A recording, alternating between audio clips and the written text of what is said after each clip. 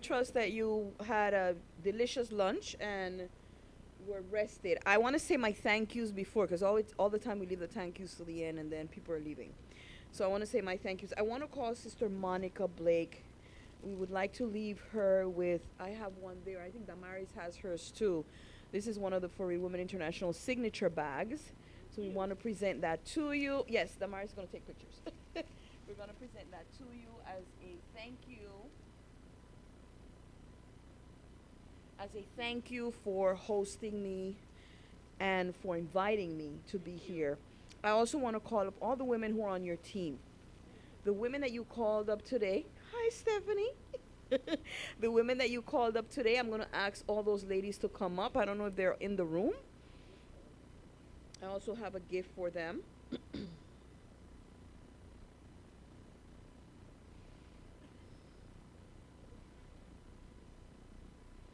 All the ladies that were here taking a.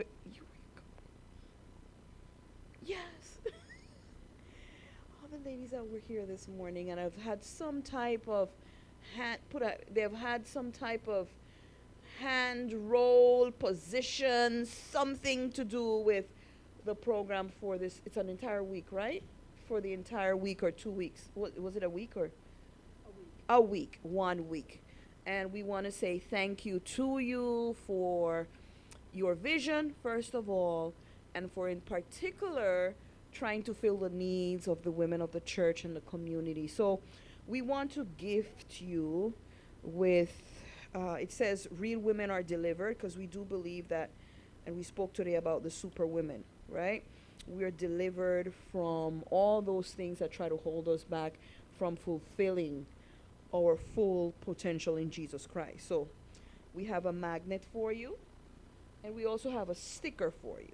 So you can't forget, right? And the sticker says, emancipated, real plus delivered equals an emancipated woman. Right? People are afraid of the word emancipation. We're emancipated in Jesus Christ. People, don't be afraid of that word. All right? So we want to leave that with you as our thank you to you in recognition for your hard work and your dedication. I have one for the prayer warrior also. We want to thank you. And where is Sister? Is Sister Black coming up? Sister Black, where is she? Sister Black was taking me back and forth, and we've had such meaningful and deep conversations. Cannot thank you enough, Sister Black, for your insight and just your friendship, and thank you. Thank you. So we have something to put in the refrigerator and something to stick somewhere else some area of preference. Thank you.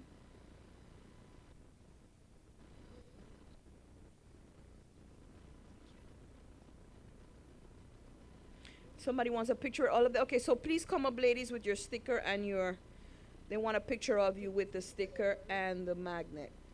Yes. Yes. Yes. Could you just come up quickly and just show your sticker so we can take a picture of you and get the program rolling? Yes, that's a nice way of holding that. You want to hold it up like this? Sister Monica, here. You can hold up your bag and your. We need people on this side.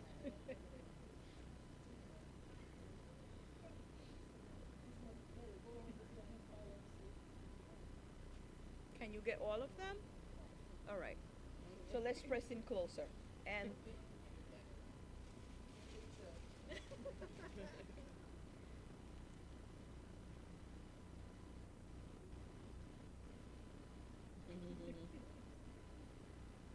thank you very much. Thank you very much. We're appreciative of your work. We have extra stickers and extra magnets that I'll be giving out at the end of the workshop. So those people who remain, we'll be sharing that with you. I want my friend Damaris Gaskin to come forward at this time. I'm gonna do something interesting. Where's Mel? I think I just saw Mel walk in. Did Mel walk in? Yes. I am going to ask her husband to come up also. Because many times when women get involved in this work, we have the idea that it's kind of like a competition or the husband is not happy. So I need Mel to share his part too, right? They used to live in New York and then they relocated to Florida. And Damaris is running one of our chapters of the For Real Women International. So we want to start with Mel. So Mel, you know the trajectory because Damaris has been with us since the Leadership Academy. What have you seen in your wife, and how has this helped or not helped the relationship? I don't know. Confession is good for the soul. No, well, how you doing, everybody? Yes, what I have seen in my wife is something that I always wanted to see ever since we got together, and it's her, what would you call it? Her her real feelings towards being able to do something, right? Anything, do anything uh, worthwhile, let's say, because from what you said this morning, you know, she was trying to be like that, superwoman, trying to be everything to everybody at all times, you know. But really and truly, it wasn't really fulfilling her, something that she wanted to do for herself. And when For Real Women International came into the picture, I saw where this was a glimmer of something that she wanted to do for herself. So I was trying to be as supportive to her as possible because of that. Because I knew her struggles and her. I mean, we've been together for. I'm not even gonna say how long we've been together, you know. And say it. They want to know. You want to know? I know her 48 years. 48 years. I wish this, when it December will make us 43 years of being married. So, so I know this is my high school sweetheart right here. So we know each other from high school, and it's something that she wanted always to do from when we were young. And when I saw the possibility of this happening, I was very appreciative of For Real Women International because it gave her a platform that she really wanted to have, throughout her life, coming down from way back. So I'm very appreciative of For Real Women International on behalf of my wife here.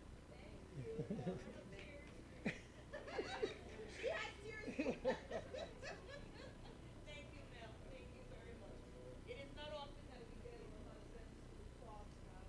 It's a sacrifice, and they also support us. They don't travel with us per se, but they're holding down the fort and making sure that it's fed, and the house is still standing, and it's still here when we get back. So I want Damaris to share a little bit about what she does with her group here in Florida, because I know someone's going to be asking about it. I didn't bring too many booklets. I have four. I'm just going to show it and pass it along. This is kind of like a report of the work that we did pictures and pass it on as Damaris shares. Good afternoon, everyone. I wasn't expecting my husband to say those things, so he shake a little bit. Thank you. Well, For You Women International, the Florida ambassador, the Florida affiliates, started last year, 2018. We relocated from New York. I'm from Panama. My husband also lives in Panama City, Panama, and lived in New York for almost 40 years, 40 something years, and relocated 3 years ago, almost 3 years ago, to Tampa, the Tampa area was the chapel.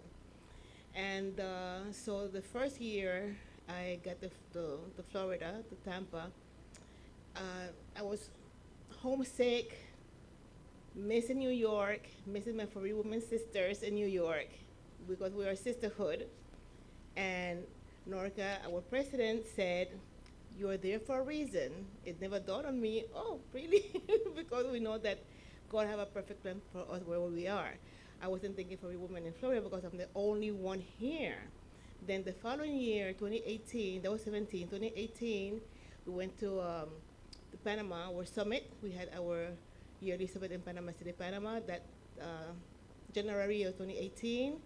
There, I ran into Carlene Harris, this young woman. You know, Stephanie, come here. I need to give you a hug. This is Corlene, Stephanie. Yes. So this is what happens when you form this kind of networks, right? People start connecting and they don't know each other. Yes. We have some. We connected with, when you walk in. I felt something. I didn't know you, only by the video that they did last year for us. Thank you.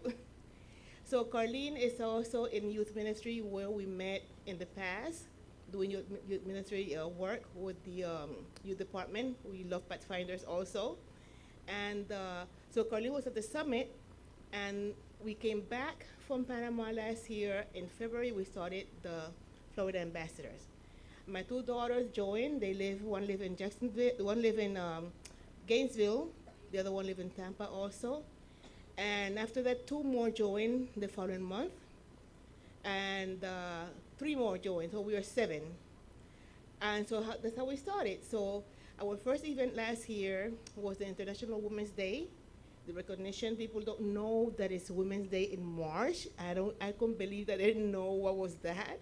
So we reached out to the community, and we did different things, taking women to eat in behalf of the organization, doing random act of kindness, gave flowers, to a cash register, to any sort of things. So we didn't come together as a group, but we did it in our area. Carlene and Simone, you know Simone too, right? Carlene and Simone did that in Jacksonville. Chantel did her thing in Gainesville. My daughter Tahira in Tampa did the same thing that we did together and also separate. And Valerie and Trisha did their thing also in Tampa. The second event was in May, the women's health. And we had a topic that not too many people want to talk about, the mental health. So we did one of those. We partnered with a library. I got one of the local libraries to partner with us. And we did that event there. It was a success. We had people. We also partnered with the Advent Hospital of Worcester Chapel. They came over also, and they gave things for us to give away to the community. And also, we having our third event for the year. It's gonna be held the International Day of the Girl Child. It's October 11 at the request of women, mothers, and their husband, and even the pastor of that church in Jacksonville. They request for us to have it again this year there. And they heard about it in Tampa, and they want one there, so we're going to have two back to back on the 12th and then the 19th. And last year we have 30 girls and young ladies and some mothers in the Jacksonville. So this is a brochure of what we have done so far to this year. June, and also we do different events. I had an event in my house with women, emotional issues, and anything that the community engages in that has to do with women. My daughter and I and some friends from church did the Iron Girl. They run and I walk, because I don't run, I walk. So we get to the finishing line. So we do that to let the community know that we care, that we are involved. Anything that has to do with women or girl issues, we want to be there, we want to be involved, and we try to connect with the community in that way.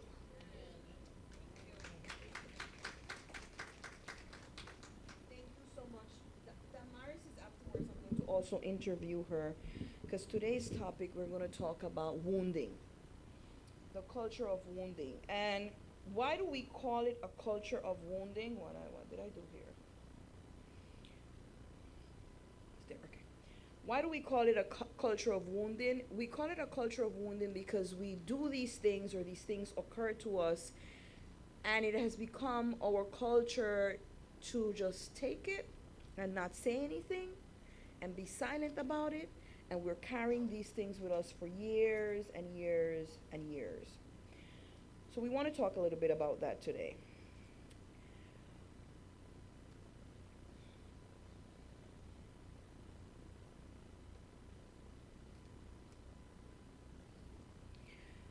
There are 7 deceptions about pain and wounding, and we don't like to talk about pain. right? Let's talk about pain. It's painful. And people will say to you, forget about it. It happened 20 years ago. You don't need to bring it up. But that thing is there. It remains.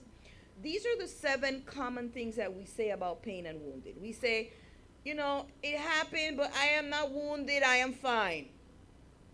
That is called denial. Because something triggers that thing and we're back there again mentally. Right? A friend of mine always says, denial is not a river. Denial is real. It's not just a river in Egypt. Second thing, I should not or I do not talk about it. I don't need to talk about it. And usually it is because we connect it with shame. We don't want people to feel pity for us, right? We don't want we don't want to feel ashamed for whatever happened, so we don't want to talk about it. And we believe that we should not talk about it. And church, which my husband always says, this should be the greatest, this should be kind of like a support group, then doesn't become a support group because nobody feels that they can talk. Remember in my sermon I talked about safe spaces and how we need to create safe spaces for the generations that are coming and for ourselves. Then we say, it's my wound. It's mine. I take it as if it's part of my identity. We talk about my cancer, as if you were born with that, right? My rape, as if this is part of your identity, right? Fourth thing, God did this to me, or God did this to you. Have you noticed that there are people sometimes, as soon as you start to tell them about a situation, they start to think about what you did. There's something you did for this to happen to you, right? Victim blaming and victim shaming. And it's sad to say this occurs a lot in churches, right? You did something, and that's why this happened to you. Fifth, I don't need to seek for help. I'm okay, I'm fine, I'm living my life. And that then begins with opening up those wounds. We're afraid, but at the same time, we're depressed. We suffer from anxiety. We're bitter. We're resented, right? And because of pride, we don't get the help that we need. 6, others cannot help me, or I don't need other people's help. People say, well, I don't need to tell other people about my business. They can't help me, right? Now, because we feel hopeless. We feel that whatever we had, whatever happened to us, only us experienced that. And sometimes we think that it's God's fault. If God cared about me, he would not have allowed this to happen to me. These are the 7 deceptions that we harbor around the idea of pain and wounding. Let's talk about the 7 wounds that occur with us. The 7 wounds that occur to human beings. And some of us might have experienced all 7. Some of us might have experienced a few of them. Some of us have moved from one stage to the other. It is not something that we can say the people who have on red dresses are the ones who suffer from that. It's part of the human experience. We're human beings living in a world of sin. And because we're humans living in a world of sin, we will be wounded. Sad, I know, it's tough. And we sometimes feel that, no, because I'm a Seventh-Day Adventist and I've been there for years and that is not going to protect you from wounds. What your Christianity does is help you to rise above the wounds. Let me just turn it off for me. First wound is physical. Physical wounds are visible sometimes. If we're disabled, they're visible. They can occur by genetics, right? A family has something and it passed on down through tradition. Diseases that occur. Accidents that happen. Abuse, which sometimes occurs even within our circles. These wounds are physical. Let me talk a little bit about abuse. Oftentimes in our Caribbean, Latinos, African American cultures, Abuse of children is often seen as normal. Now, I'm not talking about be quiet kind of thing. I'm talking about wounding, leaving welts on people, scarring people for life, beating people that blooded. That's what I'm talking about. That's abuse. But sometimes we talk about these situations as if they were normal. Oh, I'm going to put a murderation on you. Right? These things were abuse. I'm not talking about putting children in line. I'm talking about abuse where bones are broken, blood, right? There's swelling. And this is repeatedly often. It's abuse. But we've made it become culture. And that's a whole other thing we can talk about, because where does that come from? It comes from slavery. And that's a whole other thing. Let's look at the sexual abuse. Sexual abuse is the most personal because it hits the most personal and vulnerable aspects of who we are. Sexual abuse is a deep wound. It affects the way we see ourselves. It affects the way we see others. It affects the way we live our lives. Because these broken sexual boundaries can shatter us. Unfortunately, we live in a society where from even the highest office in the land, sexual abuse has been normalized. And I'm sorry to say that sometimes we normalize it in our circles.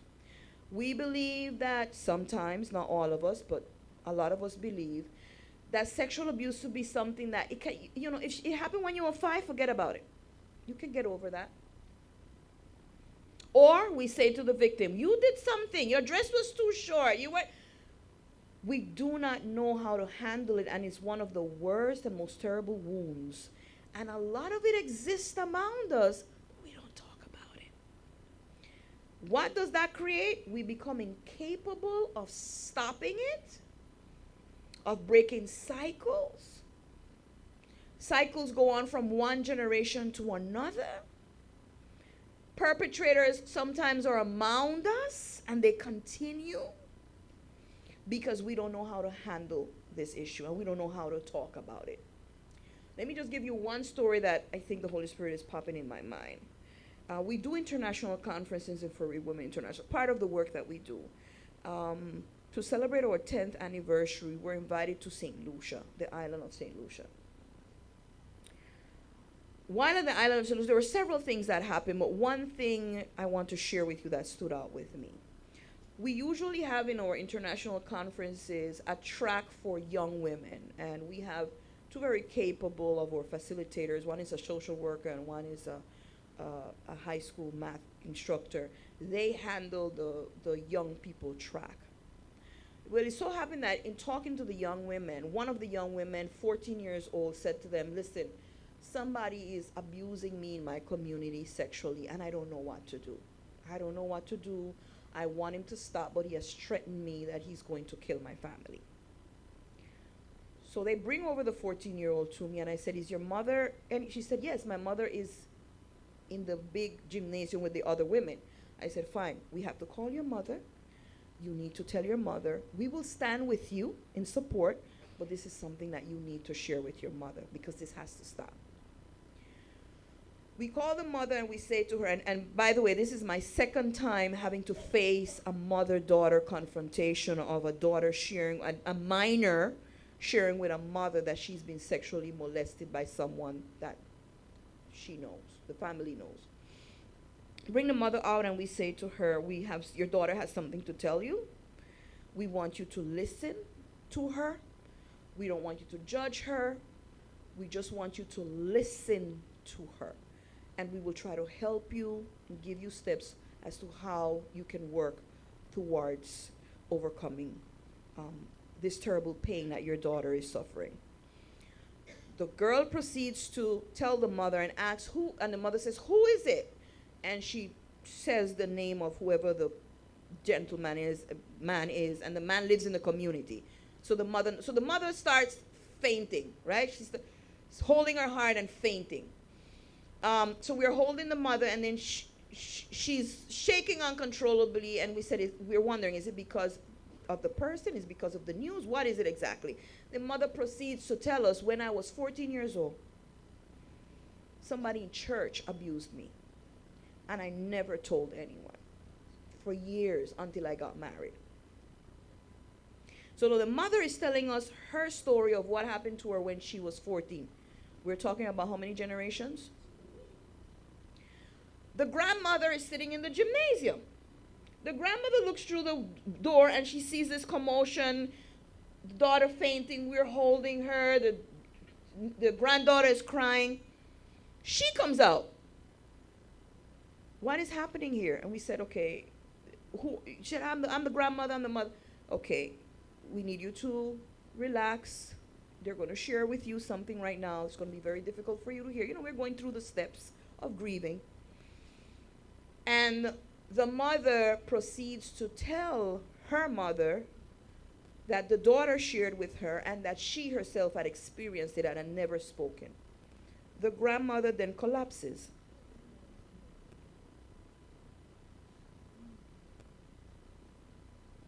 And while we're attending to the grandmother, she then proceeds to tell us that when she was 14 years old, the same thing happened to her. How many generations we're talking about? All of them in church. Faithful members of church.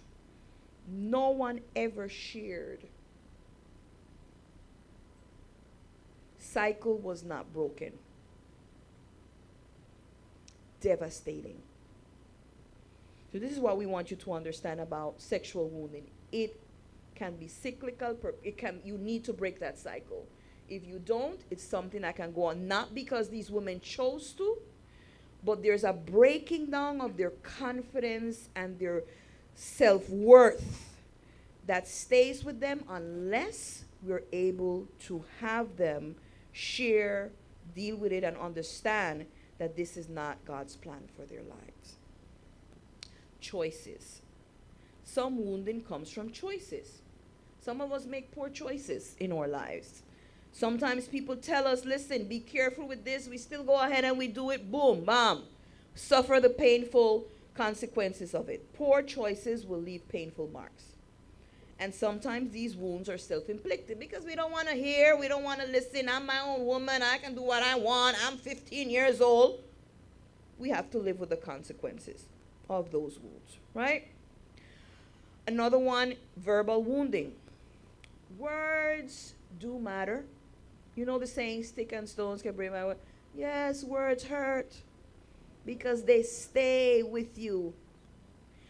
You can, the bone sometimes sets back and comes back. You can still use that limb, but the words, sometimes they're tattooed on our minds. Words are painful, and they're just as painful as physical wounds. Words discourage. They cause rejection, make us feel rejected. They steal our confidence. They obliterate our dreams. Words can do so much harm. And many times in churches, we're not careful with the words we say. We believe that we can just open up our mouths and just say anything to people. I've sat in business meetings where people have been so judgmental of young women, of young men, of other people, and they say these things. And you wonder, which they believe Christ is making them the bulldog of the church. I'm going to tell you. And we don't understand the damage that we make. And then we wonder, why did they leave? Why did they leave? Words matter. We need to be very mindful of that. Social wounds. The feelings of feeling ignored, rejected, excluded, marginalized, used, attacked by others. As people of color in this country, we understand social wounds. We've lived social wounds. We've been in spaces and places where people look down on you, where people follow you in the store, where people think you should not be living here or driving here. We live social wounds. And if you've not experienced it in America because you live in heaven, fine. but you've heard about it. Social wounds are real. You open your mouth and immediately they start, you're not from here, right? We live with social wounds. And for some people who do not have Jesus Christ or do not have the release that you have of coming weekly to a congregation, it causes marks that last and stay with them, these wounds. And some people, we don't understand. Why do people like that? Listen, if you were walking in their shoes, you probably would feel the same way. So never judge, because these wounds are very, very real. Then we have the spiritual wounds. Those of us who use religion to hurt others, or those of us who've been hurt by religious persons. Last week, our conference they were trying to have a panel talking about why did the young people leave. I think that was the question. Why have they left us? Something like that. Unfortunately, you're having a panel about young people, but no young people on the panel. Right?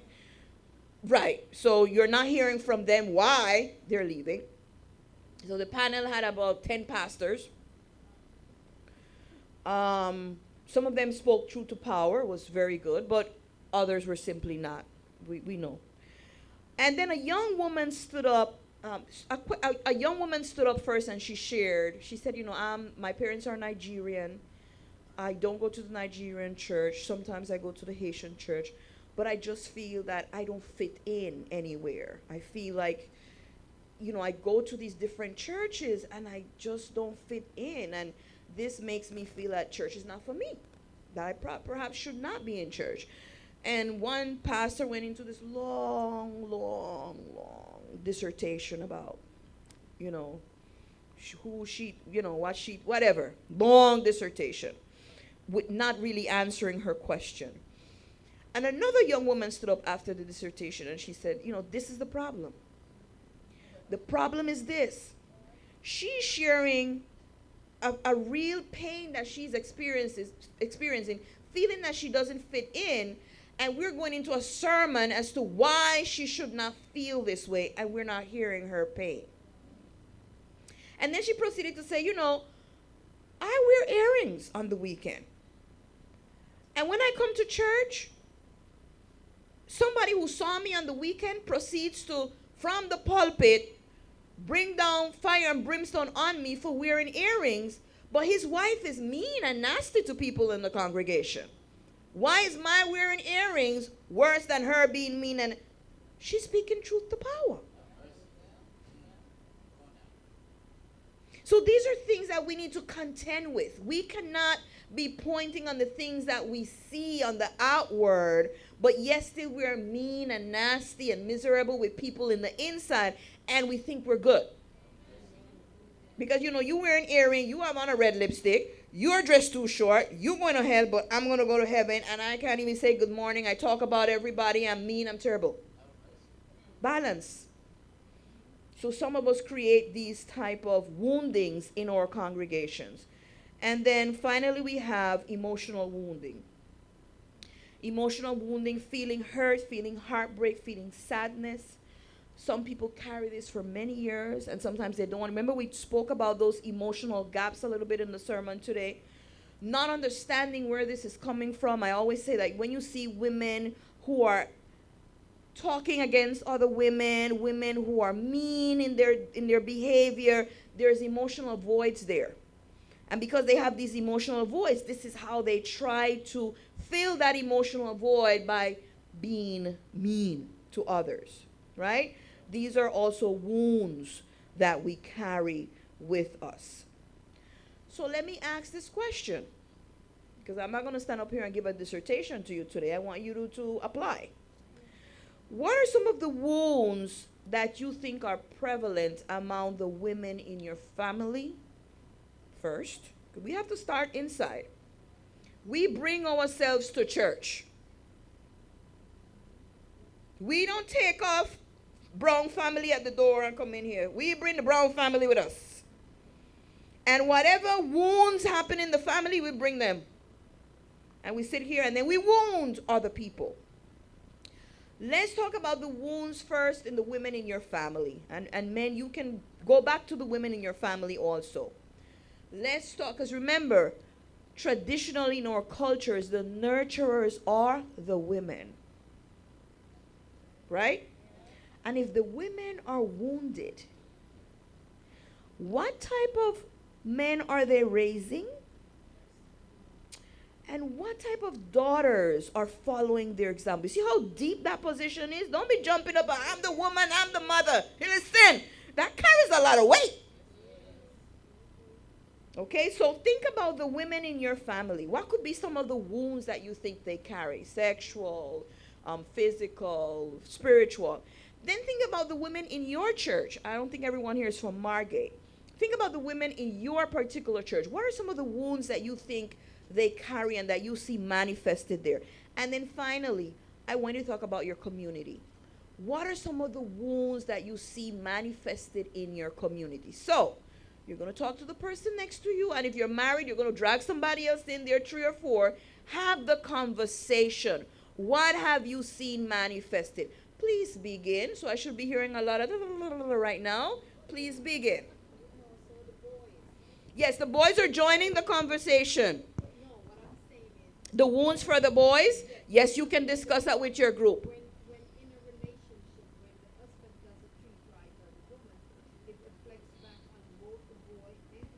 Right. Right. So in your group, bring that up. Bring that up. So Damaris is joining you in that group. So please have the conversation. Let's hear you talking a little bit. Delve deep as deep as you can.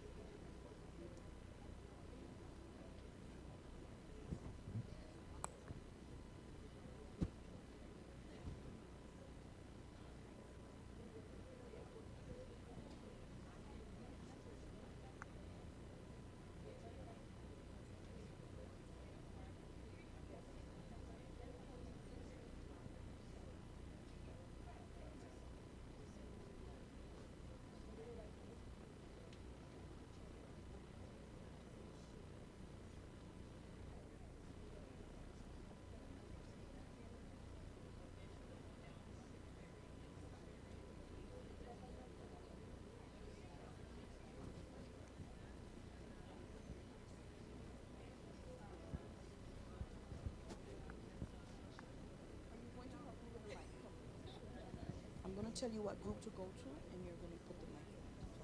Good. What's your name? Kadre. Kadri.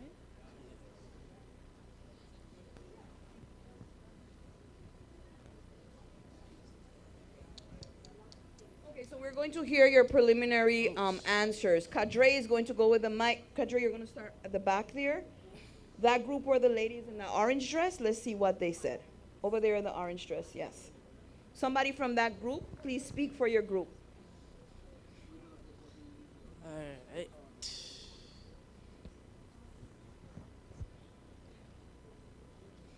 Okay. Well, on my Okay, personal view, Yes. sometimes we don't know what are the wounds that female face in church or in their families, because sometimes they tend to be private with it. Unless you're close to a church sister, then they confide in you and share certain information with you. Then you, at that point, you know. Right. Your group Yeah. agreed with you? Yes. What about your community? What are some wounds? Some wounds are observable. Some things don't have to be shared. Some things you can see. Anyone from that group? I was saying, on a whole, many of us here experience some form of social wounds. Right. At our workplace, we might not get the promotion that we deserve.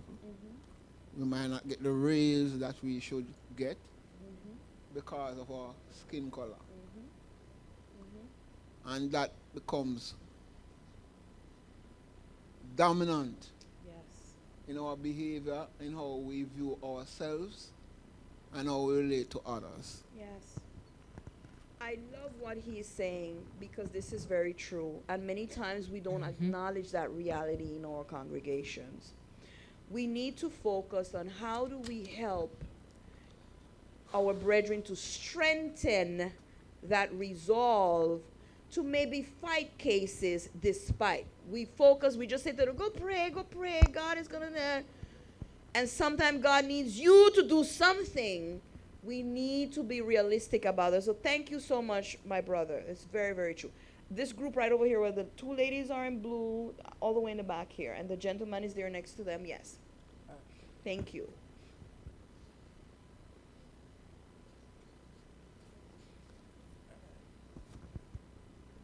I think one of the wounds that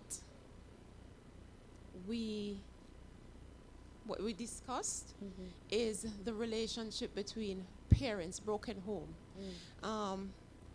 Mother, father cannot have a good conversation without being aggressive to each other. So the words that come out that they exchange is not something that it's frightening to the children. Right, And so that they're is verbal wounds. Yes, so I'm a product of that. My stepfather and my mother, and also my sister here, she shared that too. You know, the parents could not have a sane conversation without a heated argument. And even though it was back then, we were timid, we felt the wound, but we didn't know how to relate because you don't know who to talk to. So it's all bottled up within. Now that we are bigger adults and we know that, you know, this was negative, you know. It's toxic. Yes, and so this should help us now to reach out to other young people growing up that, you know, it's free for you to speak up.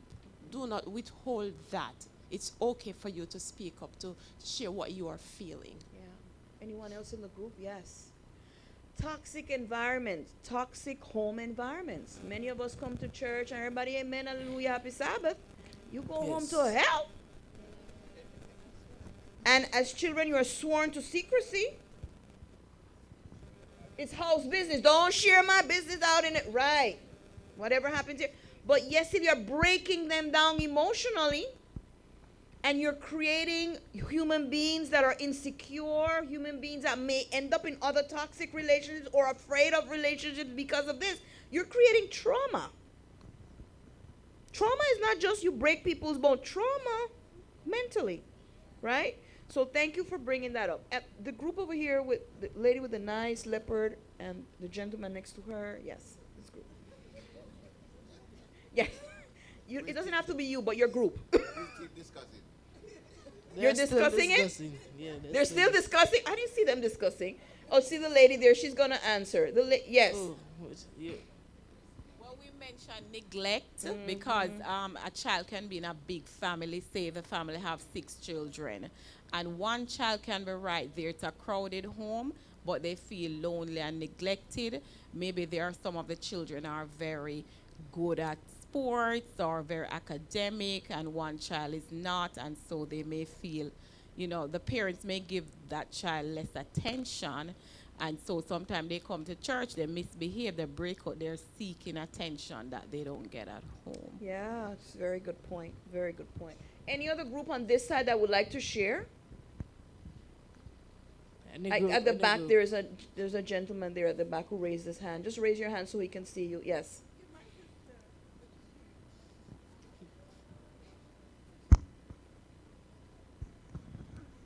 For the most part, the ladies in the group here were speaking, and they were talking about communication, and they were in agreement that communication is the problem.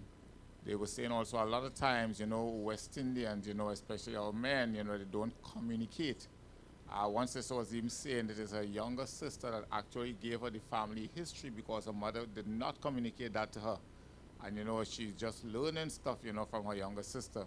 So communication seems to be a big issue in, many of our relationships. And it's something I think we need to address and we need to fix. Yeah, because we were not taught how to share, right? We were taught to keep everything in secret. We're not even taught how to articulate. If we have a conflict, it doesn't have to become a brawl, right? We can disagree without it becoming, you stupid. We haven't been taught these skills. So then we always go to default to the toxic. It's a very good point. How do we teach and empower ourselves to do things differently? And I think the lady over there wanted to say something. Yes, she was saying to ask her.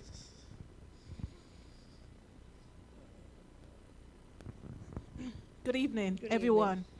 Well, I'm not from this congregation, but you all should know me now. This is Sister Fenton's sister. Well, we were brought up in an abusive home where my mother got a lot of beatings from my father. However, the five of us, we have 5 children. And as we sat here, we're thinking back how it has affected all 5 of us in different ways.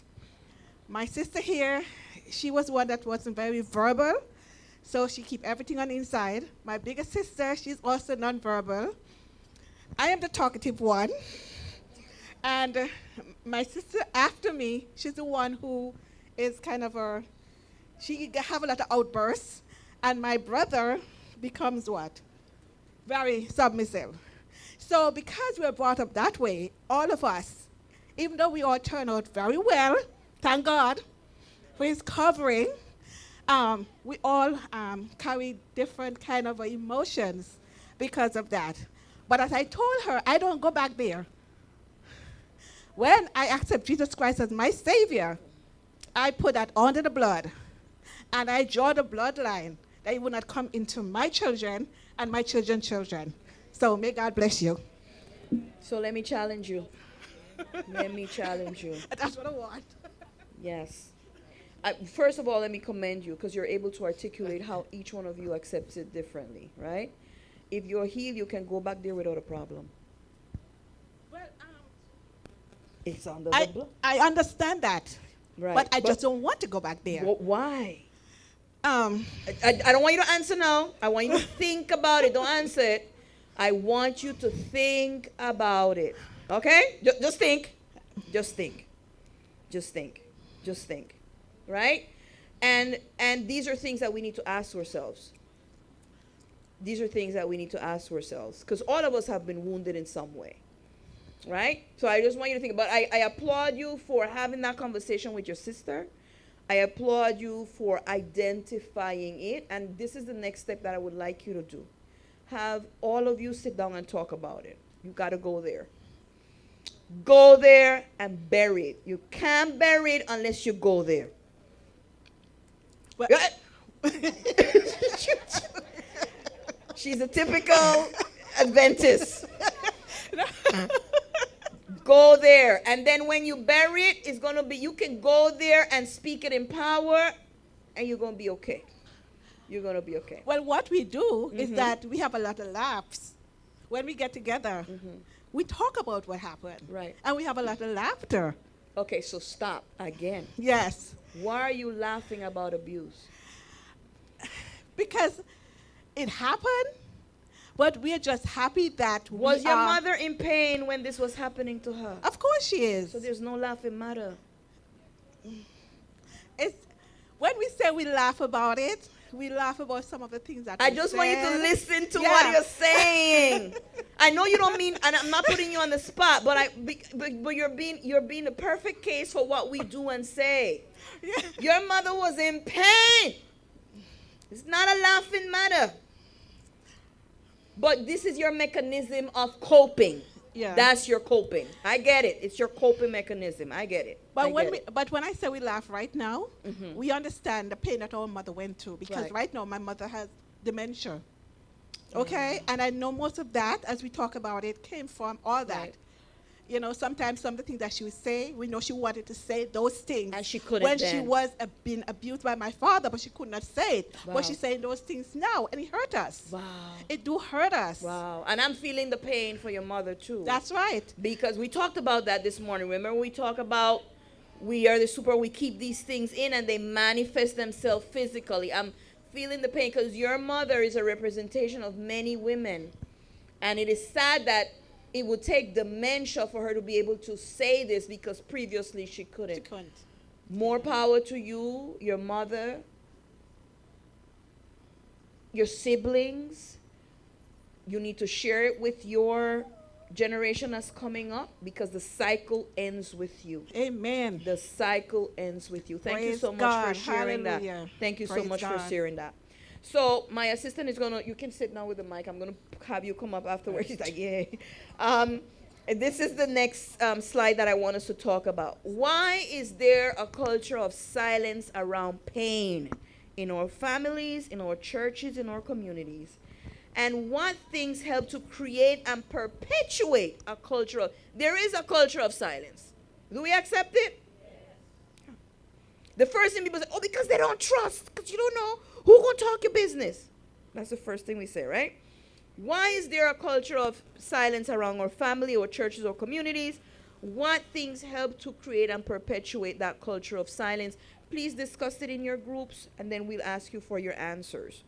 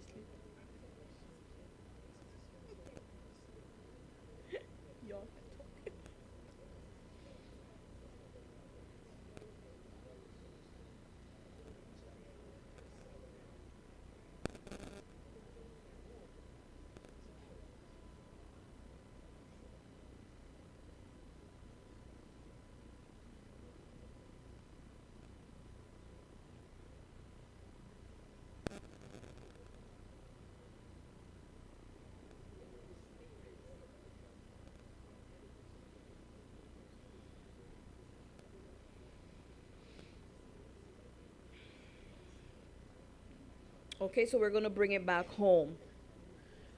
I want to let you know, as my assistant gets ready to walk the mic, I want to let you know that, all right.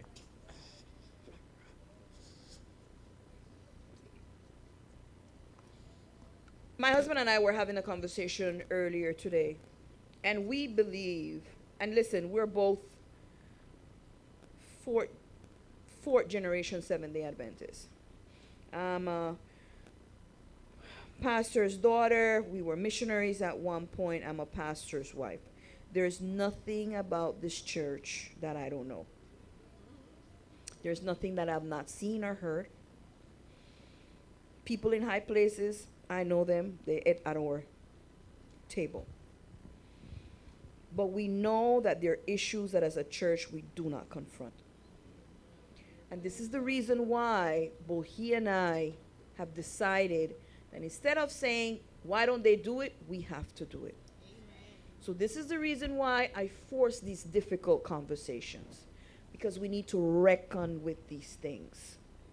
Because there are people in pain and wounded in our congregations, and we have a generation that we're losing because we're not real.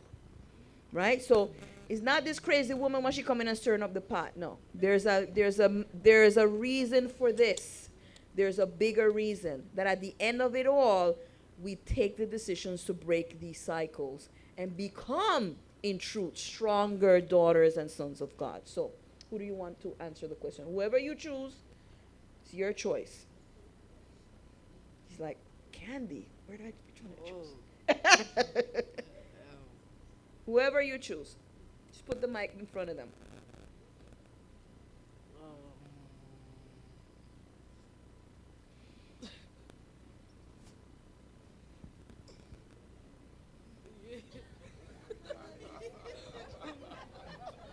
It's mother.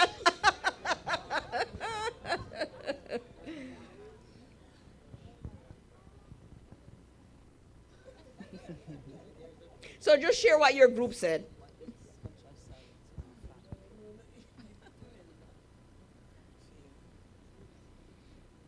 Because we're living. To me, because we show that we are living, everything is perfect in our families. So if we come out with anything that is not good, then then it's gonna be a problem. And they don't look at us as how they used to look at us before. The image. Yes. We don't want to crack in that image. Where do we get this from, though? It's our church culture. We get this image of perfection. Go to anyone else while I talk. We go to this image of perfection, right? That you can't show a crack because then you're not Christian. You're not being Seventh-Day Adventist. So, right? But we're suffering. I need help. But I can't say. It's deep stuff. Who is the next? Yes. Well, we identified some things that affect, create, and perpetuate a culture of silence. Mm-hmm. Like being embarrassed, feeling ashamed. Mm-hmm. And one person said, you have a culture of a family. Your family has a culture that they tell you from you're very young, please don't say anything about this. Right. And that governs how you behave. Yes, sir. Yes, sir. Anyone else wants to add to that? All the way in the back there, the gentleman here. Somebody had their hands up here and also over here. When you're finished with which was a young person here? Right here. Let's hear the young person. Yes.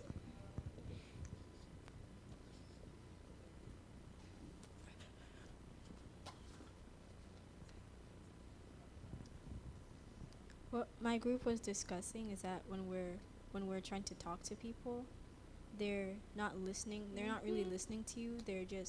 You're talking and they're constantly butting in and giving their own personal opinion about your experience. And that might make people feel bad because it's their experience, not the person that they're talking to.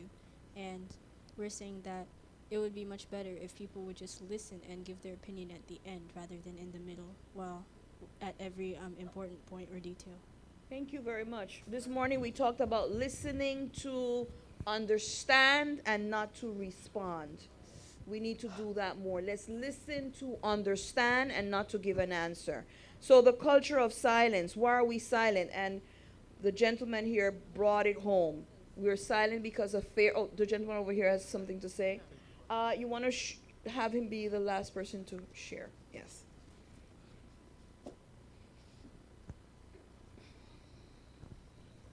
Another thing too, brethren, is the fact that when somebody share with us, they hear it running up and down in the aisles, and they do even hear it pouring down from the pulpit.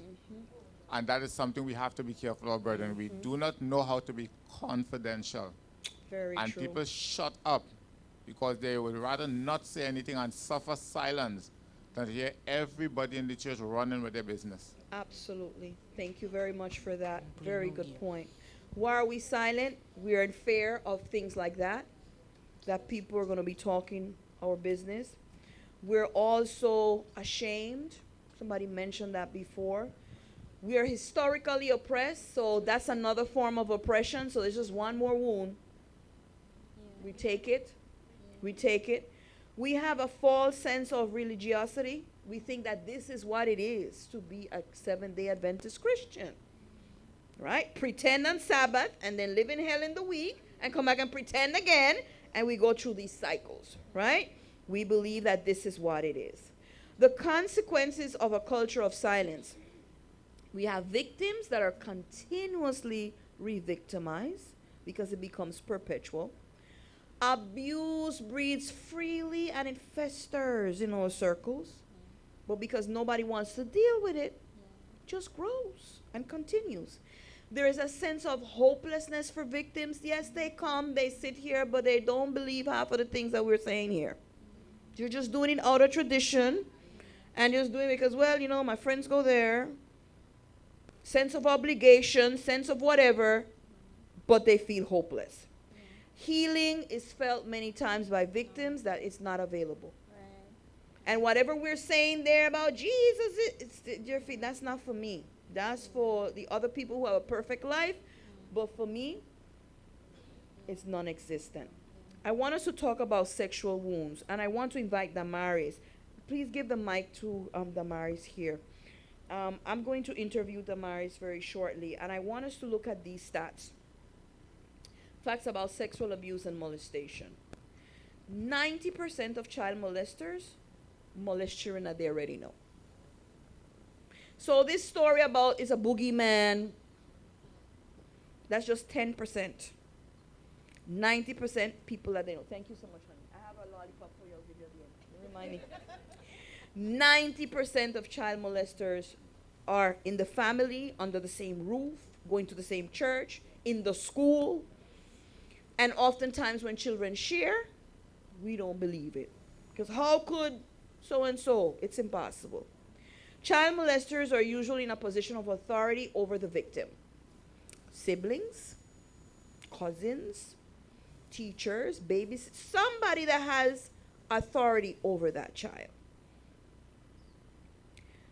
Raped and molested before 18, 1 in 3 girls. If there are 30 women in this room and there are more, 10 of us. 1 in 6 boys. If there are 60 men in this room. I want us to sit with that. We don't like to talk about it. But because precisely we don't talk about it, it continues to happen. How many of you heard about the Oakwood Me Too? Wow. Only Damaris? Because we talked about it in our chat. Really? Everybody knows what Me Too is. A couple of weeks ago, there was a huge scandal on social media because some students, some young women, decided that they'd had enough.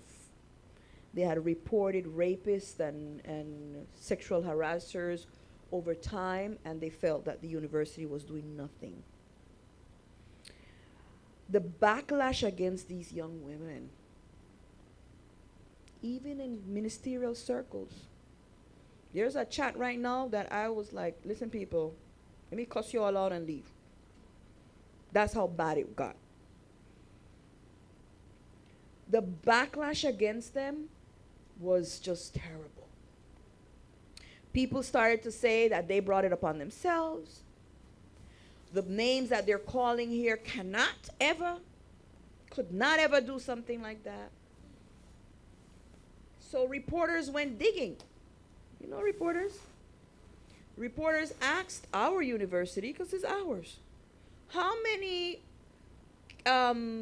cases of rape or women reporting. They said, oh, we don't remember, we don't know.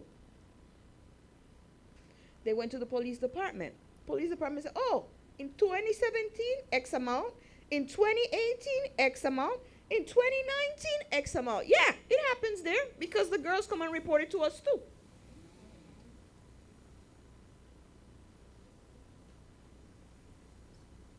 So in a chat, I tried to get some of our ministerial folk to, I said, listen, some of you have kids in this university and other universities, because it's not only Oakwood, it's happening everywhere. You need to have the conversation with your child. Because maybe the child doesn't know how to share with you that something happened. Crickets. Everybody refused to touch. People started posting about funeral they went to and Jesus saves and crickets. Young women started contacting me saying, listen, as he said, from the pulpit, my pastor said this. And this is triggering to me because I'm a victim of sexual abuse. My pastor posted this on Facebook about this issue. And it's triggering because I am a victim of sexual abuse. What do they think women are? So then I was in the obligation now to go back to the chat. Listen, y'all didn't answer me, but this is what the young women in your congregation are saying. You are forcing them to question God. And because you're on a figure of authority in a spiritual, a religious place, and this is what you're saying. Crickets. We don't want to talk about it. So I'm bringing it here. Let's talk about it. I'm going to bring Damaris to come up. Damaris is going to share. I'm going to interview her. She's going to share a little bit with you her own experience. So first of all, Damaris, thank you for sharing. Thank you for sharing in power. Yes. Thank you for Mel because he's part of this. Yes, he is. Your mother remarried when you, how old were you when your mother remarried? You were 5 years old. I was 5 years old. What did you start to notice that was different about your stepfather and his interactions? I always felt that he saw me like the daughter of this woman, the daughter of another man with this woman. That's how I always felt from I was in kindergarten. So from you were in kindergarten, you started to feel that he saw you differently. Yes. What were some of the things that he would say or he would do that made you feel this way? Well, those were the days. Well, that was maybe more when I was coming up of age, maybe like 10. But in those early days, he was. I have a brother 6 years. He came 6 years after, so he's 6 years younger than me, and so the babysitting that brother and the one that came next 2 years after, I felt like I don't want to say so much Cinderella, but I didn't feel that I was his daughter. I mean, I didn't want to be my father neither, because I always had this thing towards him that we never got close as a stepfather and stepdaughter. He never had a word of kindness towards me. From young, he told me that I was stupid, I would amount to nothing. Wherever I went, I was gonna be, what was the word? I always tell my husband that word. That I was gonna amount to nothing, basically. I was gonna be a problem. Wherever I went, I was gonna be a problem. That's what he started saying. So he started breaking you down emotionally, Yes. right? Your confidence started breaking down that confidence. But then as you started to grow as a young woman, things changed. What were some of the things? Well, they started getting a little worse. But before I go into that, what was your mother's reaction before this man saying these things to you? My mother never said anything to stop him. She let him go along. And we have a word in Spanish. I don't know if anybody here knows Spanish. Okay. Do you know the word? You know the word ahuevada? Yeah, like a form of. He used to tell me that all the time. And then when my mother will hear him, he will laugh and say, "That's only the shape of an egg." And we know that that's a bad thing to say to someone, especially a young child. Mm-hmm. So she did not. She never said anything about it. She always put her head down, and he was the one that had the last word and the first word. I mean, he was always the one to talk, not her. He treated your siblings differently? Yes, he did. He did. Not so much the boys, because but when the girls started coming, I have two sisters that came after, three sisters that came after. But the younger one, well, I was already married when she came. But with my two sisters, I saw that he was malicious even with with my first sister. She's the third child of the marriage, and so he treated us differently. He treated us whenever he went to whenever he did the shopping, he used to drink a lot, curse a lot, mistreat my mother a lot. But whenever he went shopping, he would buy boxes of food. So not a bag, but boxes, and he will buy what they like. And my mother, whatever my mother and I like, he was like, that they didn't have, or it was always an excuse about that. So the resentment also wasn't against you. It also seemed as if there was also Toward my against mother. your Yeah, mother yes. also. Very interesting. Um, very interesting. You start to change physically as a young woman, and you start to see these changes in him.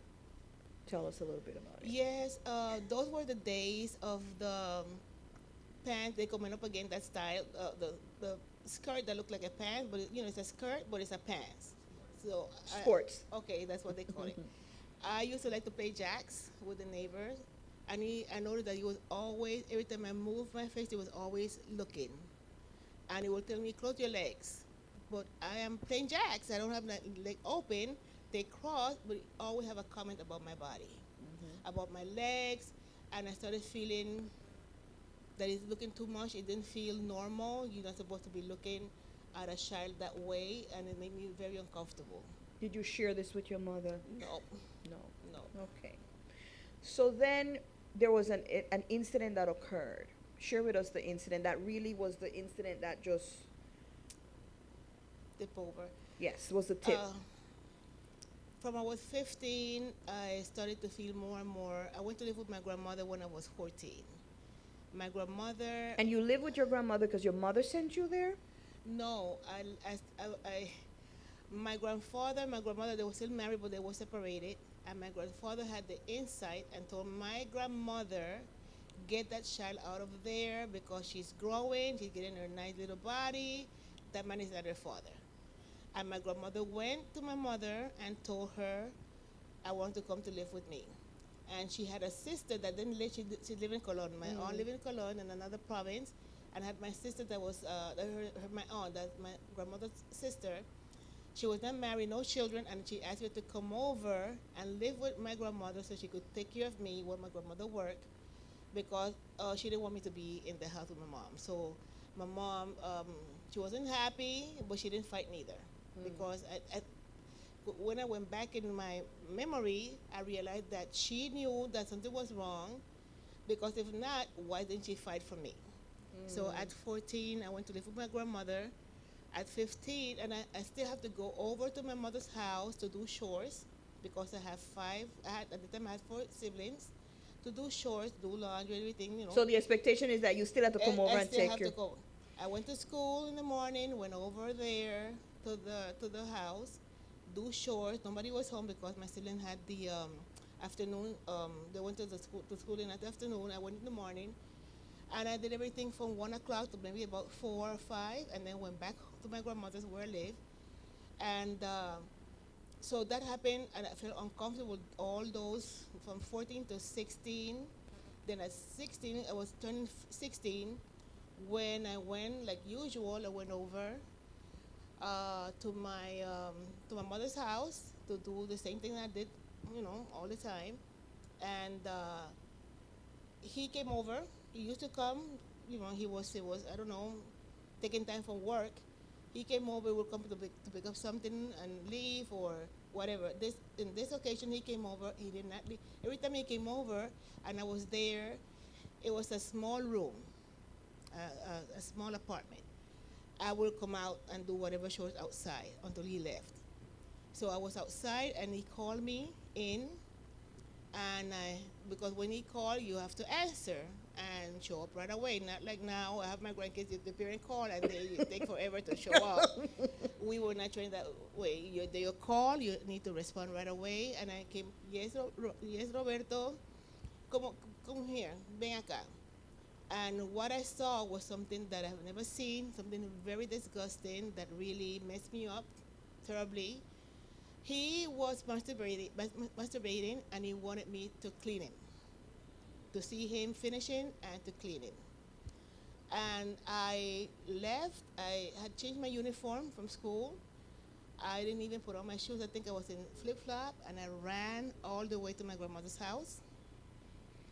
When I got to my grandmother's house, I don't know. I don't even remember. I don't know how I had the key. I don't know how. I might have picked up the purse, but I left my book bag and everything. And so I closed the door behind me. We always had the screen door, the door open and the screen door closed. When I came in, I closed everything. I didn't open no window, no anything. And that's where it had been simmering for a while already, almost a year, that I wanted to kill myself. I was just waiting for the right moment. And So that stop. day, These feelings of suicide, yes. they're coming from this build-up of you being told that you're going to amount to nothing, Right. right? Having to leave to live somewhere else, even though it was for your safety, but as a child, right? And then this culmination with this act, right? So this tipped it over for you. Yes. Okay. So I felt that was the moment to do it. And What was going through your mind, Damaris? Can you remember? I felt that was the end for me. I thought it had to end. And I thought I was a mistake. Honestly, I thought it was a mistake to have been born. And I thought that because my siblings, those are their children, I was the one that was extra. And I remember feeling for a long time to that moment that I needed to exit and I needed to just, everything was going to be better without me. And so my aunt had bought rat poison because they had rat in the patio. And so I call it a cocktail. I made a cocktail with rat poison powder, mixed it with bleach in a glass, stir it, and I was ready to drink it. And I was crying like crazy. When I decided to do it was because I looked through the window. I went to the kitchen and I looked through the window. There was a little crack in the window, and I saw his car. And I said, that car looked like his. He had followed me. He came over. I don't know if he followed me, but he better thought that I came over to the house. So that was him coming out of the car. So I got scared. I went and I sat down and I looked, almost on the floor. I was sitting on the chair, but I was, bent down. I didn't want to go through the window, pass through and maybe see me in the window. So the neighbor, there was a neighbor that was always there, and in Panama they always have a neighbor that is always there looking and Nosy. This lady told him, I heard her told him that nobody was there. So she saw you And go she in the saw house. me. So she was protecting you. She was protecting me. She never told me anything. We never spoke about it. So stop here. This is where you don't have to pick up a bat, you don't have to call the police, but you have to have insight to know that you have to protect a child. Yes. Right? Yes. This is where she, with her nosiness, Yes. saw this is danger. Yeah. No, she's not there. Right? And this is what we have to become for our children. Yes. Right. Yeah. So eventually he left, and that's when I decided to sit down and I was gonna drink it. Then the phone rang, and this guy, my husband, it wasn't you, it was Jackie. It was his friend. He had his best friend that was going with his sister. We were like a duo there. So Jackie, his friend Jackie, called me. He's a year younger than us, right? So he was 15, and he called me and he told me afterward. He was talking and talking and talking, and I didn't want to talk to him. I don't know why he was called. I never knew. I never found out what he called. But we know It was we God. we know now. Yeah. Then I didn't know, but we know that it was God had this guy call me, and he told me. He said that while I was talking like that, I said, "Listen, I gotta go." He asked me to promise me. He said, "Jura me, like swear to me that you're gonna hold on the phone. My mother's calling me.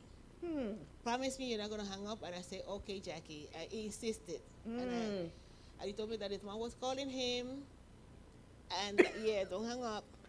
What I found out after, well, not too long, we came back a while after. We kept talking on the phone. He was making me sleepy. I wanted to, and he was very talkative. And my aunt came in, and she opened the door. I didn't know that so long had passed because it's already dark. And she said, "What are you doing with everything closed and the light off?" And I put the cup and I put it under I did like this, put it under the chair. And then Jackie asked me who was there. I said, "My aunt just came in. Bye." I hung up the phone. Not too long after my aunt got in, this guy came in. My boyfriend came over. So Jackie called him. Jackie called him. Jackie told me that his mother was calling him. He told me afterwards, my husband told me that Jackie called, but I was talking to Jackie. How is he going to call you? Jackie told me afterwards that he had gone to a neighbor's house to call him to tell me that I was talking crazy and he needed to come over. And he never visited me during the week. That was a weekday, a school day. He couldn't come over without permission. I need to go. Everybody need to know that he was coming before showing up. So, Wow. so Jackie, God used Jackie to save my life. Absolutely. Absolutely. So I want you to share that incident and that situation. What were some of the toxic things that it created, not only in the family, but for you? After that happened, praise God, your life was spared. There were years where you struggled with some things. I struggled a lot with weight, with confidence, self-esteem. When I went to college after we were married, and I think I already had my first daughter. And before that, I thought that I wasn't going to be able to study. I wasn't going to be able to retain school. So I went to Brooklyn College, and I thought that was fine. I thought that I needed to forgive because that's what the church teaches. I got baptized when my second daughter was born, so that's 36 years now. And the church teaches that we need to forgive, and then that's why I forgave him. And I thought that I was okay. And I also forgave my mom. I had an encounter with myself, and that's why when you ask the sister, she's still here, my sister, that we could laugh about things. I laughed also, and I thought that I was okay to laugh and everything, until lead. Because I was living a life, okay, I'm serving my community through Pathfinder and Adventure. I became the Adventure Director, my husband Pathfinder Director. Then I became a coordinator for the area and all of these things, Women Ministry Director. But doing the same like what we are expected to do, like Going through the motions. not coming out of the box, not facing these issues. And until 1 year, a friend told me that she had gone to a women convention, and you were there, Norca was there as for we women, and she told me, "You have to meet this woman. She's from your country, and you need to meet her." And so they were having lead academy in Brooklyn, which is the I don't know if you spoke about it. You could talk No, about it. it's an academy that we run for Okay. women in the summer. And so that was okay. This is another added thing that I'm gonna put in my calendar because I felt I was too busy on Sundays, and I have to run from one end of Brooklyn to the other to make this for 2:30. But that really was what did it, because in all of these little steps that God was putting me through in leadership with Pathfinder and all of that, it was never in a real way like women issues. And there I found a sisterhood. I found one of the seminars. The first time that one of the seminars that Sister Norika taught, she put out a tiara.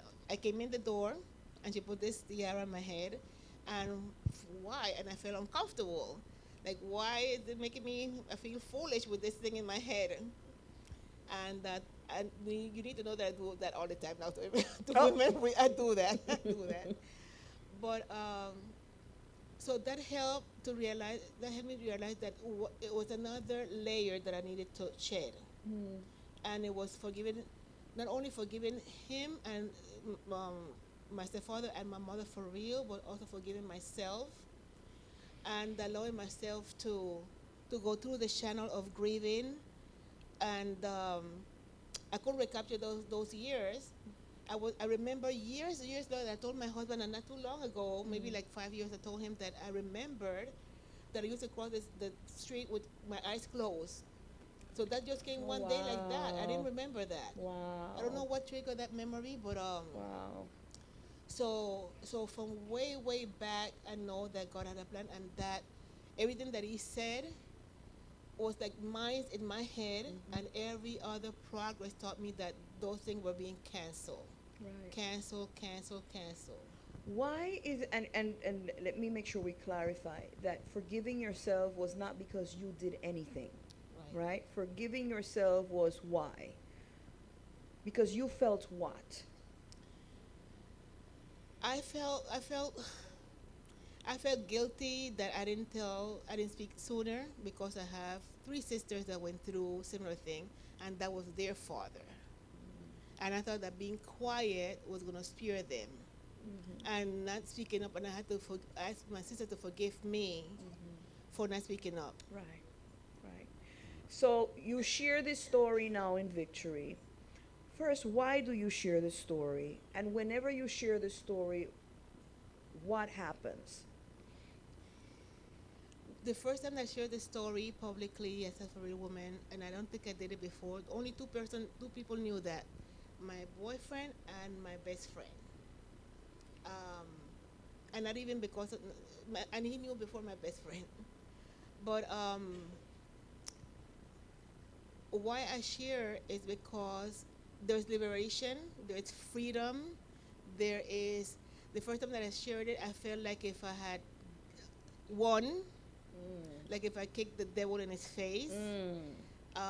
Every time I see those flags up there, the Adventure Pathfinder flag, that's why I share it also, because they are little girls in Pathfinders, and little boys too, because it happened to boys too, little girls and little boys. I share it in behalf of my mother. She didn't share it. She shared it with me. Only she had a brief life of liberation. She only lived 4 years after she was delivered. 4 years. That's one thing that she didn't live enough, because she died at 79 years old, but it was only 4 years that she was freed. And I asked her to share her story. She felt ashamed, and I told her, no, you can't. You are my hero. You're my hero. And she have given me permission. She gave me permission to share her story. And that's why I know that when I write my book, it's coming out. I don't know when, but I started. That's right. Some people are not going to be happy because my sisters are not there yet.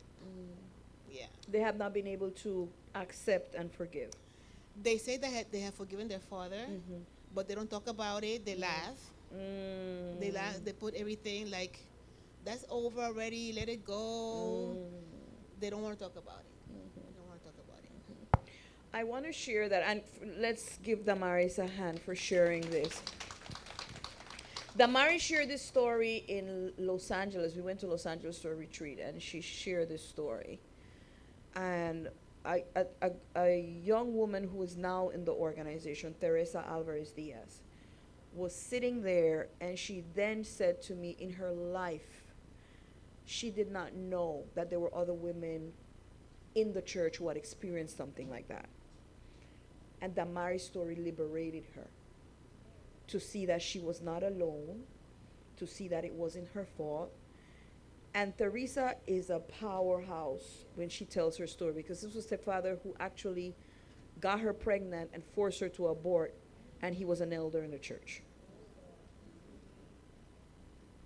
But she had never spoken about it until she heard her story.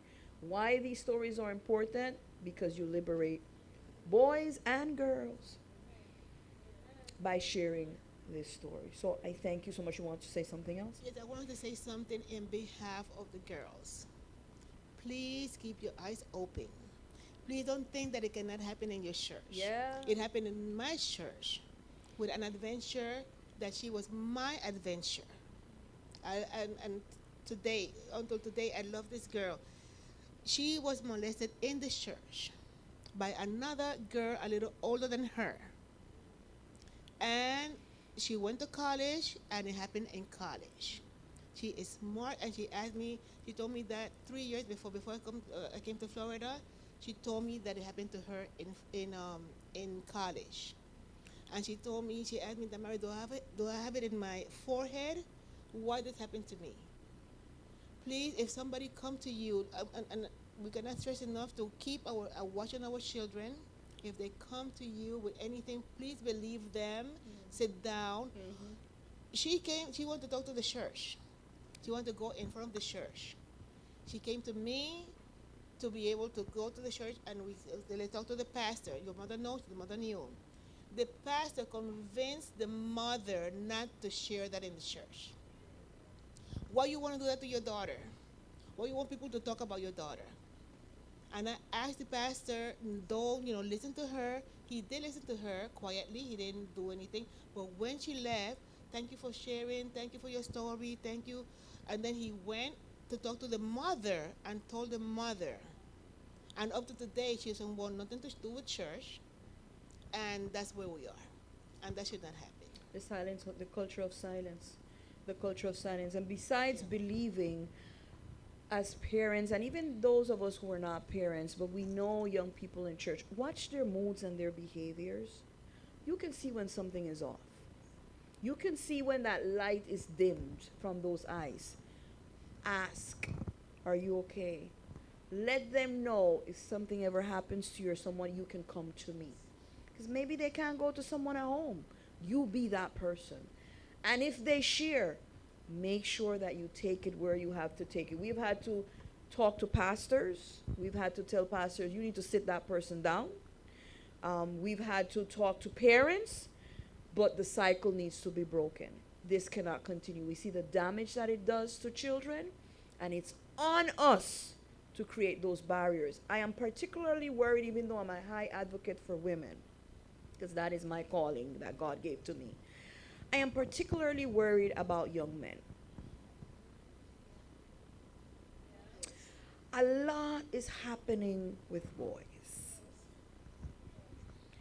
With this rampant evangelism, because that's what I call it, about gay and lesbianism, a lot is going on. And young men are being told that they're gay. My husband had a case of a young man going to church, and he said, I'm gay. I said, well, how do you know this? Well, they tell me this at school. And the teacher tells me that I need to accept myself. It's a kid a little bit. I said, but that doesn't make you gay. But there is this evangelism, right? We need to be mindful. We need to be aware. We need to take the time to mentor. We need to look at the moods. There's so much more required of us today as a community of faith. There's no longer the thing that I come on Wednesday night and I come on Sabbath and that's it. There's more responsibility that God is requiring of us. We need to step up. Sometimes our boys do not know how to articulate this because we have not taught them how to articulate this. We tell the girls, don't let anybody touch you, but we don't tell the boys. And it doesn't have to be a man, it could be another girl. I've heard of cases of young women who rape young men to prove a point. We need to teach them, give them the arms to be able to articulate, to understand that the boundaries of their bodies no one touches without their permission. And if someone dares to, that they can always come to us for help. I am going to end it here, and I'm going to end the workshop here. I think we've covered a lot. I see one hand over there. I'm going to entertain 2 questions or 2 comments, whichever they be, and then we're going to end for the day. So, sir, yes.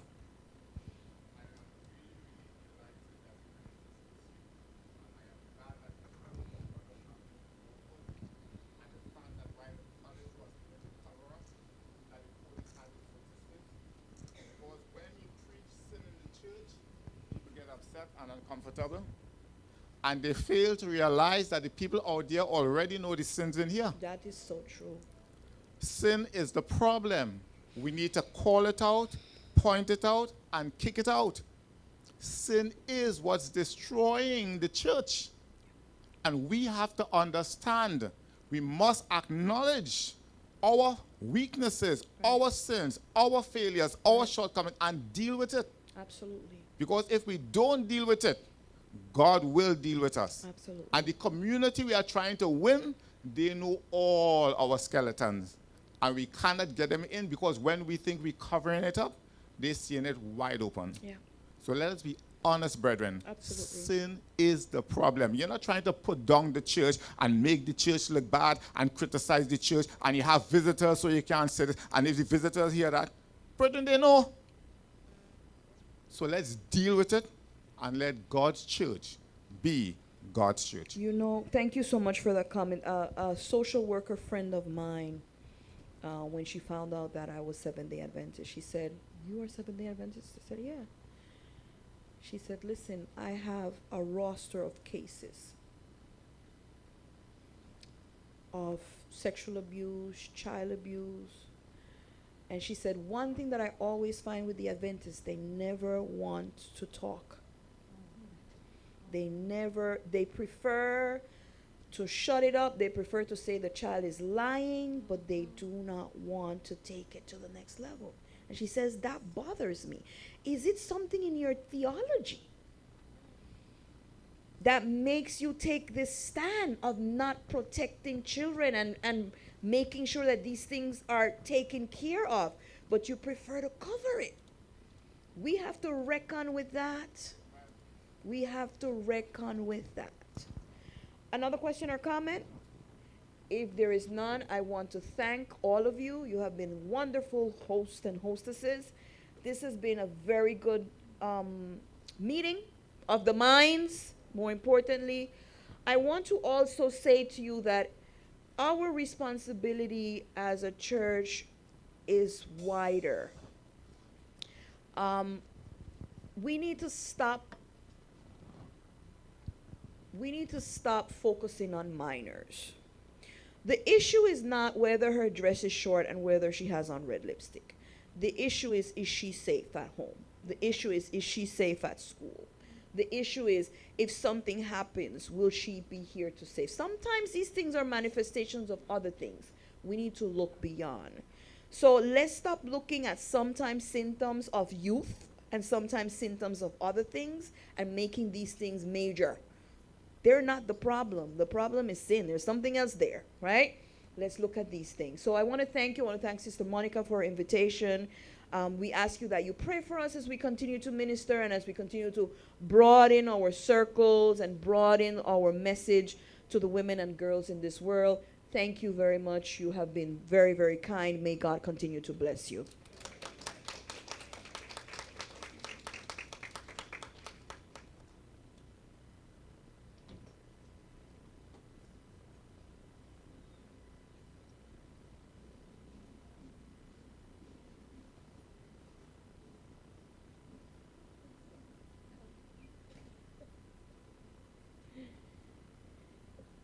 I've been sitting here for I don't know how many hours trying to figure out how to say thank you. On behalf of Margate, I'm sure that I speak not just for myself, but the things that we have discussed and the things that you have brought to our attention are things that are life-changing. And I just want to say thank you, bless your ministry, and I just want to ask Margate to don't let this end here. Take what you've learned and use it. And to thank you, this is not what we wish we could give,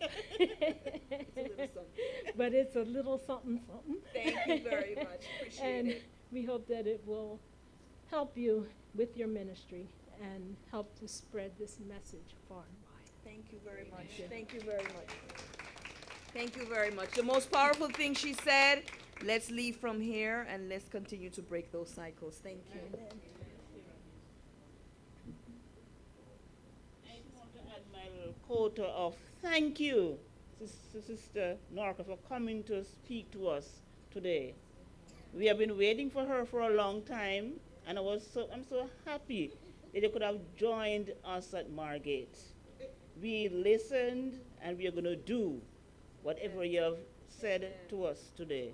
And if you really, really appreciate her for being here today, I want to say a rousing amen. Amen. Amen. By the response, you know that we have bring her back. Okay. Thank you for coming. Thank you very much. And may God richly bless you as you carry out this ministry. I want to also thank Sister Damaris and her husband for coming to speak to be with us today. We appreciate your presence here at Margate. On behalf of the Women's Ministries Department, I want to say a big thank you for everybody who have participated in our Women's Ministries Woman Arise Evangelistic Series. It is a dream come true, and I'm sure that you will want to see it another time. This is only part one. Part two is coming.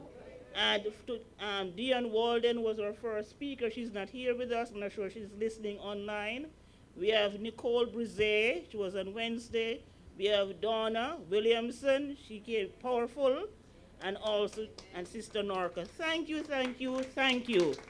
And I hope and trust that as we go about doing our part here in the vineyard, that our souls will be blessed and Christ's coming will be imminent.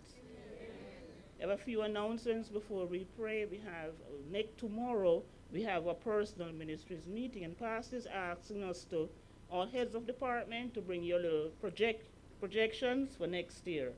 All right, so come prepared with that. All right, also, any other announcement?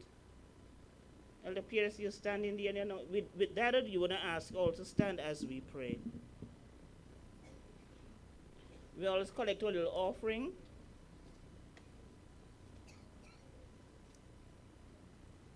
We want to ask all to join hands as we pray. It's an indication that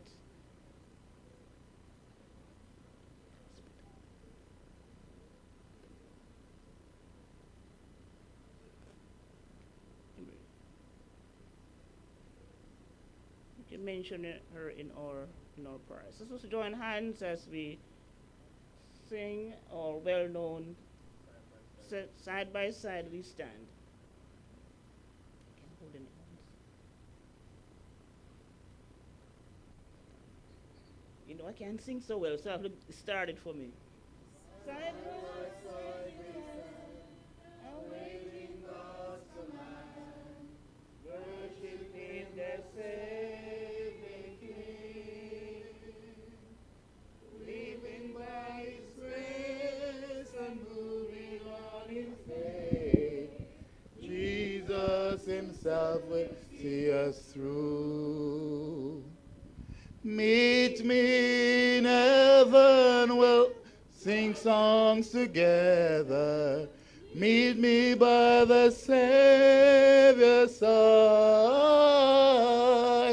I'll meet you in heaven, we'll join hands together. Brothers and sisters, I'll be there. Soldiers all are we to go where Jesus leads. We'll fight the foe and we will overcome. Heaven is our goal in saving every soul. Pray that we all will be there. Meet me in heaven, we'll join hands together. Meet me by the Savior's side. I'll meet you in heaven, we'll sing songs together. Brothers and sisters, I'll be there. Pray that we all will be there. With the love of Christ abide with us, now and forevermore, I pray. Amen.